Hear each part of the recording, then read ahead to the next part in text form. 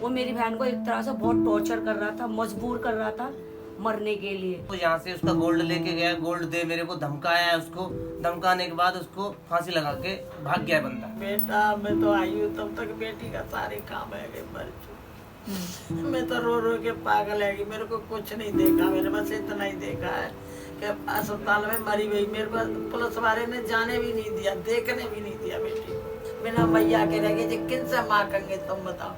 क्या आपने किसी अपने को एक्सीडेंट में खोया है? अगर हाँ, तो आप भी छिपे हुए बीमा क्लेम के द्वारा परिवार की मदद कर सकते हैं। भारत क्लेम्स ऐप को डाउनलोड करें और आज ही करें क्लेम अपनी हिडन इंश्योरेंस। नमस्कार, मैं दिव्या और इस वक्त आप देख रहे हैं झलको दिल्ली।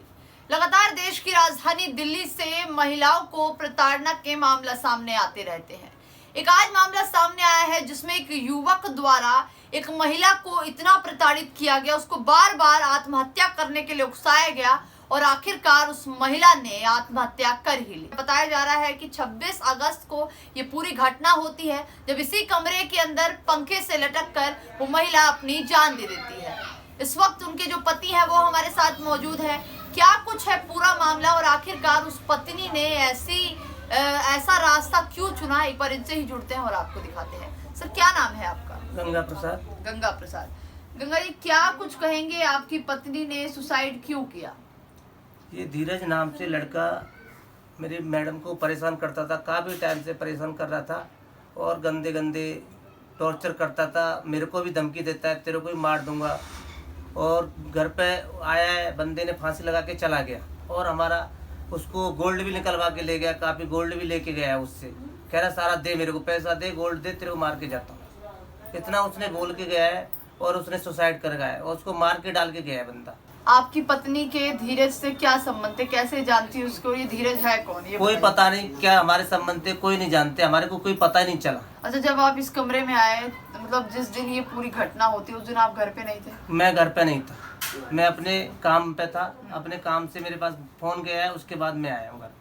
आपकी पत्नी का क्या नाम है? उषा नाम है। ये उम्र क्या थी? उम्र 34 साल की थी। आपके बच्चे भी हैं? बच्चे भी 2 बच्चे स्कूल में पढ़ रहे हैं, बहुत परेशान है इस टाइम, लाचार है। अच्छा, तो जब ये पूरी घटना होती है तो कितने बज रहे थे उस वक्त? 1:30 बजे की बात है। 1:30 बजे की बात। तो बच्चे घर पे थे या वो भी नहीं, थे? स्कूल में गए थे बच्चे। यानी कि उस वक्त जब ये पूरी घटना होती है तो घर पे कोई नहीं था घर तो अकेले आपकी पत्नी उषा थी घर में? उषा और बंदा को धीरज नाम से सुसाइड करके चला गया, मर्डर कर गया उसका। अच्छा, एक बात बताइए, जब आप कमरे में आते तो कुंडी बंद थी या खुली थी? खुली हुई थी कुंडी। बाहर से कुंडी खुली थी? हाँ, बाहर से खुली हुई थी कुंडी। आसपास के गली के लोगों ने कुछ देखा? कुछ नहीं देखा, पता नहीं चला किसी को, कब निकल के चला गया अंदर से, कोई पता नहीं है। अच्छा, पुलिस में आपने कंप्लेंट नहीं लिखी? कंप्लेंट की, कोई पुलिस वाले कह रहे हैं यहाँ पे कोई सुनवाई नहीं होगी, आपको जाना है कहीं चले जाओ, यहाँ पे कोई सुनवाई नहीं हो सकती। तो आप इसको सुसाइड नहीं मान रहे हैं? नहीं, इसको सुसाइड नहीं मार रहे, पंखा से लटका के गया है, उसको मार के गया है। एक चीज बताइए सोनिया जी, उस दौरान जब ये घटना होती है तो एक वीडियो कॉल का स्क्रीनशॉट है आपके पास? हाँ जी। वो स्क्रीनशॉट आपके पास है? जब ये पूरी घटना होती है उससे कुछ ही मिनट पहले या कुछ ही घंटे पहले फोन किया गया होगा, क्या कुछ बात हुई थी, क्या हुआ था बताइए? पहले मेरे पास कॉल आता है धीरज का, फिर उसके बाद मेरी बहन भी थी लैंड में, मतलब व्हाट्सअप कॉल आई थी दोनों की। धीरज बहुत उल्टा सीधा बोल रहा था मेरी बहन को, मैं लैंड पे थी, उसको टॉर्चर कर रहा था, मतलब बहुत गंदी गंदी बातें दोनों बोल रहा था उसको। मेरी बहन को इतनी गंदी गंदी बातें बोल रहा था जो रिकॉर्ड में नहीं कर सकती थी, क्योंकि वीडियो कॉल नहीं थी, वो व्हाट्सएप पे थी, तो मैं उसको, हाँ जी, तो मैं उसको रिकॉर्ड नहीं कर पाई। वो मेरी बहन को एक तरह से बहुत टॉर्चर कर रहा था, मजबूर कर रहा था मरने के लिए। इतने गंदे गंदे आरोप लगा रहा था जिसकी कोई सीमा नहीं थी। तो मेरी बहन को उसने इतना टॉर्चर किया कि उसने खुदकुशी करने के लिए, वो खुदकुशी करके गया है, ये मुझे भी नहीं मालूम, ना आपको मालूम है, ठीक है। वो उसने इतना मजबूर कर दिया उसको मरने के लिए, जिसका कोई जवाब नहीं है। लेकिन ये सारी बातें धीरज क्यों बोल रहा था? कौन है ये धीरज, पहले ये बताइए। धीरज मैं भी नहीं जानती वो कौन है, ठीक है ना, मैं उससे कभी मिली हूँ धीरज से। इतना पता है, जब मैं आई थी अपनी बहन का सामान लेके, वो यही बैठा हुआ था। क्या सामान लाई थी आप? मैं उसका गोल्ड लेके आई थी मुत्थुर में से छुड़ा के सारा। कितने रुपए का गोल्ड होगा वो गोल्ड कम से कम होगा उसका 8-10 लाख का, मगर वो रखा हमने 2.5 लाख में था।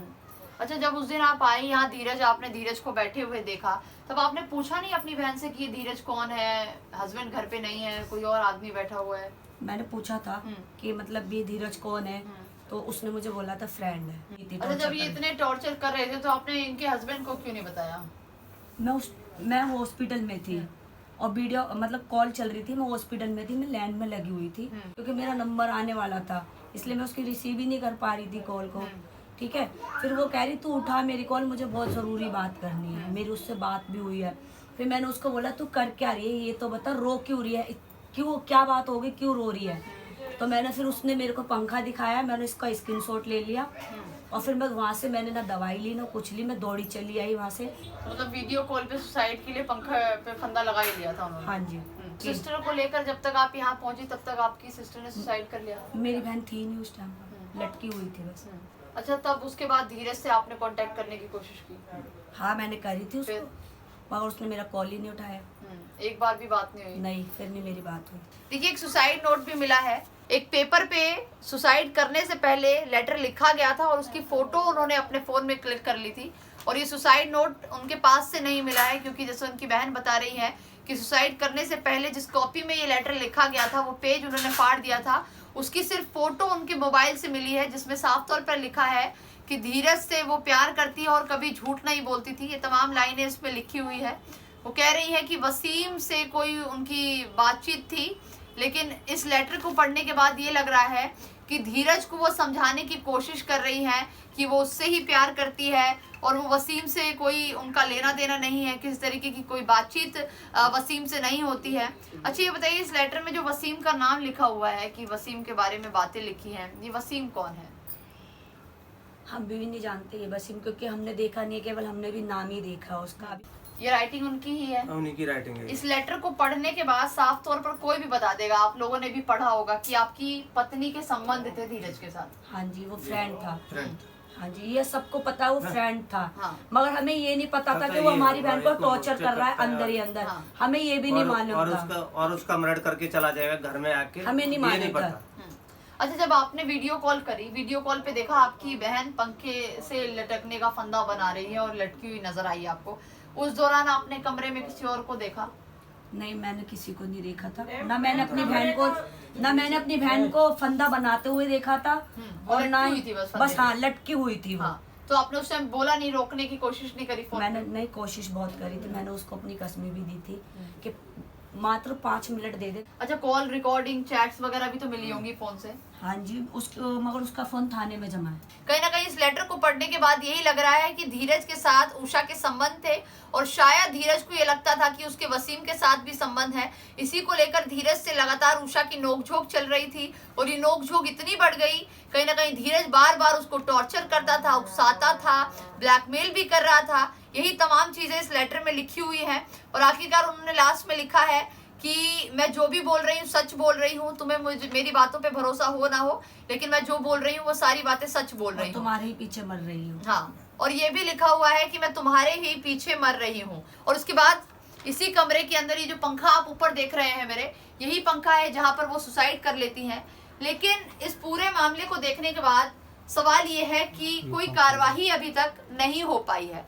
आपको बता दें कि इन्होंने एफआईआर भी दी है थाने में, लेकिन एफआईआर देने के बाद कोई कार्रवाई नहीं हुई है। कंप्लेंट लिखी गई है, लेकिन जो एफआईआर होनी चाहिए वो अभी तक एफआईआर भी पुलिस की तरफ से नहीं की गई है। जो कंप्लेंट दी गई है इसमें सिर्फ धीरज का नाम लिखा है और साफ तौर पर लिखा हुआ है कि वो इनकी पत्नी को आत्महत्या करने के लिए उकसाता था, छेड़छाड़ करता था, ब्लैकमेल करता था और मानसिक तौर पर प्रताड़ित करता था। ये तमाम चीजें हैं जो इस लेटर में लिखी हुई हैं। एक चीज बताइए, थाने से क्या कुछ अभी तक? थाने से बोला है कुछ नहीं होगा, कोई ऐसे किसी का नाम लेके आपको, तो सर ऐसा नहीं होगा और आप जाओ कहीं पे आपको जाना है वहाँ चले जाओ, कुछ नहीं हो सकता। कोई कार्रवाई नहीं? कोई कार्रवाई नहीं कर रहा है कोई भी। अच्छा आंटी जी, कब पता चला था आपको ये सब? बेटा मेरे को कुछ नहीं पता, मेरे को तो इतना पता हो कि मेरे पास इतना फोन गया कि उसका बीमार है, आजा, घबरा रही, वैसे मर जाई, थोड़ी दूर रहती ना, तो बस इतना ही पता चला है कि उसका बीमार है, उसमें बोतल चढ़ रही है। मेरे को कुछ नहीं है। घर में आके जो कांड करके चला होगा जी, अच्छी बात है बेटा, तेरे चलो कुछ भी हो तुम मेरी बेटी को मारता तो नहीं, जो तो ले वो करेगा, वो तो मेरी बेटी को तो जिंदा रहने दे, तो अपने बच्चे तो पालती करके खाती है, मार के क्यों चलोगा, जान ले ली ना। मेरे को कुछ नहीं चाहिए, मेरे को तो बस यही न्याय चाहिए कि मेरी बेटी का ऐसा क्यों करा इसने, उसको भी तो कुछ सजा मिलनी चाहिए। बिल्कुल।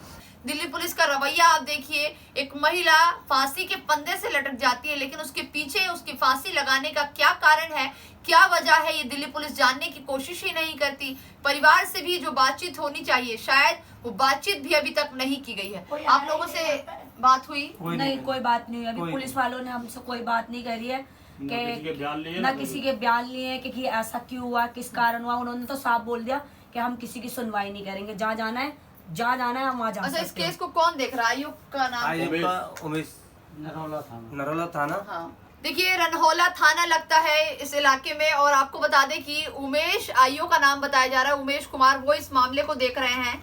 लेकिन कंप्लेंट तो हुई है, लेकिन एफआईआर अभी तक दर्ज नहीं की गई है। इसके अंदर जो धीरज का नाम लिया जा रहा है उससे जांच पड़ताल होनी चाहिए। जैसे कि उनकी बहन, छोटी बहन जो उनकी सोनिया है, वो साफ तौर पर बता रही है कि सुसाइड करने से कुछ ही घंटों पहले धीरज का और उषा का इनको कॉल आया था और कॉन्फ्रेंस कॉल चल रही थी। उसके अंदर धीरज बार बार गालियां दे रहा था, बार बार अपशब्दों का इस्तेमाल कर रहा था, बार बार उस पर चिल्ला रहा था, और कहीं ना कहीं उन्हीं सारी चीजों से परेशान होकर उस महिला ने इसी पंखे से सुसाइड कर लिया। अब आप देखिए, जो इनके हस्बैंड है, इनके 2 छोटे बच्चे हैं। अब सोचिए, एक लड़के के पीछे एक महिला ने सुसाइड कर लिया। अब उस परिवार का क्या होगा, उस पति का क्या होगा, और सबसे बड़ी बात उन दोनों बच्चों का क्या होगा जिसके ऊपर से उनकी माँ का साया उठ गया है। तो जो भी राय है कमेंट बॉक्स में जरूर दीजिएगा, और इस वीडियो को शेयर जरूर कीजिएगा, डीसीपी तक भी इस बात को पहुंचाइएगा, ताकि उनको भी पता चले कि उनके इलाके में पुलिस का रवैया कैसा है, रनहौला थाने के पुलिस का रवैया कैसा है। लगातार जो मामले सामने आते हैं उसमें अक्सर देखा जाता है कि पुलिस ढिलाई बरतती है, और 5 दिन के अंदर भी अभी तक एफआईआर लॉन्च नहीं हुई है। तो जो भी राय है कमेंट बॉक्स में जरूर बताइएगा। कैमरा पर्सन खुशीलाल के साथ मैं दिव्या, झलको दिल्ली।